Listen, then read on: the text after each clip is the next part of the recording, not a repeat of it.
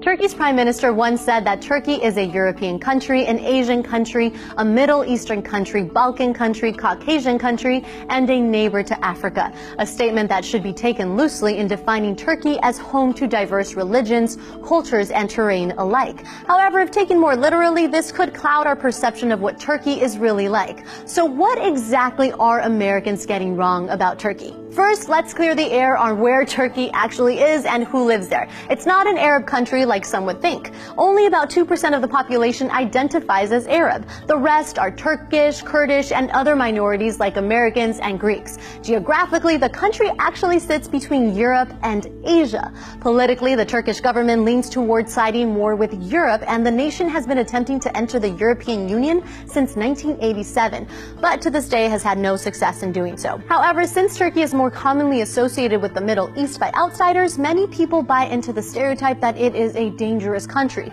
And that may be partially true. Turkey does border war-torn territories like Syria and Iran, and some of Turkey's border towns have been subjected to bombings. On top of that, it's been reported that ISIS recently bombed the town of Ankara, which has the Turkish government concerned about the national security and its ability to defend itself from the jihadist group. However, it's unlikely that you will see violence like this in the rest of this huge country, and Western and Central Turkey are considered relatively safe travel destinations. According to a 2012 report published by the Istanbul Police Department, Istanbul, Turkey's largest city, had lower crime rates than Los Angeles, Amsterdam, or New York City. Another misconception we might have about Turkey is that Islam, the nation's predominant religion, dictates what life is like. That is to say that all women wear burqas and hijabs, that you can't drink alcohol or eat during Ramadan, and some may even go as extreme to think polygamy is practiced throughout the country. Not true. Though more than 95% of Turkey's population does report being Muslim, it is actually a secular country and has been since 1923.